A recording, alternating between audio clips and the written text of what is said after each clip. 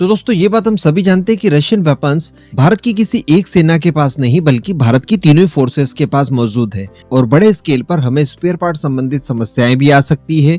और इससे भी बड़ी बात कि जो भी रशियन हथियार इस समय भारतीय सेनाएं इस्तेमाल कर रही है उनमें से ज्यादातर पुराने हो गए हैं। अब उन्हें अपग्रेडेशन की आवश्यकता है, जिसके लिए बीड़ा उठाया है HAL और DRDO ने संयुक्त रूप से। अलग अलग वेपन्स के लिए अलग अलग डिवाइसेस तैयार की जा रही है और उनके जरिए पुराने हो चुके रशियन वेपन्स को नए प्रारूप में बदला जा रहा है, जिनसे कि उनकी क्षमताएं तो बढ़ेगी ही बढ़ेगी, साथ में रशिया की निर्भरता भी काफी हद तक कम हो जाएगी। और इसके साथ साथ अपग्रेडेशन के लिए जो चार्जेस लगने चाहिए उसमें भी भारी कटौती हम लोग कर सकते हैं, जैसा कि हम लोगों ने Su-30 के मामले में देखा।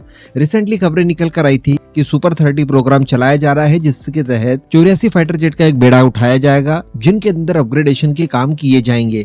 उसके बाद ये फाइटर जेट पहले की तुलना में काफी ज्यादा इनहांस कैपेबिलिटी के साथ प्रदर्शन कर पाएंगे। और इससे भी बड़ी बात कि इन सब के लिए रशिया की कोई भी निर्भरता नहीं रह जाएगी। इसके साथ साथ काफी ज्यादा सस्ते हो जाएंगे, कई सारे स्वदेशी उपकरण इसके अंदर इंटीग्रेट हो जाएंगे, तो बाद में जो सप्लाई चेन की प्रॉब्लम आती है वो भी हमारे साथ नहीं रहेगी। लेकिन इसी तरह के अपग्रेडेशन की आवश्यकता नौसेना में इस्तेमाल किए जाने वाले रशियन MiG-29 के साथ भी है। उन्हें भी तो अपग्रेड करने की जरूरत है हमें। कारण यह है कि भारतीय नौसेना को MiG-29 की आवश्यकता कम से कम 2035 तक पड़ेगी, जब तक हमारे टेड BF फाइटर जेट पूरी तरह से परिचालन का जिम्मा नहीं संभाल लेते। अब ऐसी परिस्थिति में उनको भी अपग्रेड की आवश्यकता होगी, जिसके लिए काम ऑलरेडी शुरू कर दिया गया है। शुरुआती तौर पर हम लोगों ने इनके अंदर स्वदेशी वेपन्स के इंटीग्रेशन का बीड़ा उठाया और इसके तहत शुरुआती तौर पर अस्त्रा मिसाइल्स को हम लोगों ने इंटीग्रेट कर भी दिया है। लेकिन और भी हाईटेक वेपन्स के लिए इसके मिशन कंप्यूटर्स को बदलना जरूरी होगा, जिसको लेकर कुछ समय पहले अपडेट निकल कर आए थे।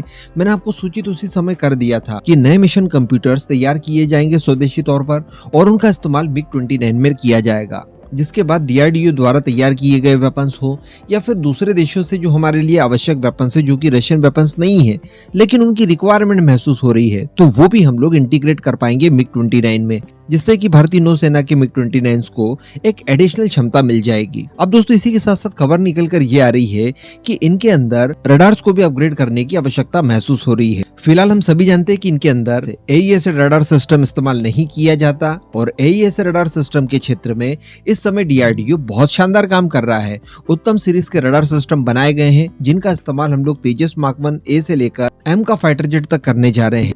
इसके साथ साथ इसका एक अपस्केल वेरिएंट भी बनाया जा रहा है, जिसका इस्तेमाल सुपर 30 प्रोग्राम में Su-30 MKI के अंदर किया जाएगा, जिससे कि इनकी ट्रैकिंग कैपेबिलिटी बढ़ जाएगी, इनकी रेंज बढ़ जाएगी और जो नए वेपन्स के लिए ज्यादा रेंज वाले रडार सिस्टम्स की आवश्यकता होती है तो वो मामला भी इससे सुलझ जाएगा। भाई आज तो आप 110 किलोमीटर रेंज वाली अस्त्रा Mark 1 इस्तेमाल कर रहे हैं, लेकिन कल आप Mark 2 भी इस्तेमाल करेंगे जो 160 किलोमीटर तक की रेंज देगी। उसके बाद आप अस्त्रा Mark 3 का भी इस्तेमाल करेंगे जो कि आपको 350 किलोमीटर के आसपास रेंज देगी। वैसे ही कुछ दिन पहले खबर निकल कर आई थी जो मैं आपको बता नहीं पाया था, और वो यही थी कि SFDR टेक्नोलॉजी बेस्ड जो अस्त्रा Mark 3 मिसाइल DRDO द्वारा इस समय तैयार की जा रही है, उसके परीक्षण वगैरह शुरू कर दिए हैं और इसी वर्ष यानी 2023 में उसके कुछ परीक्षण भी हुए हैं, जिनकी जानकारी अब निकल कर सामने आ रही है।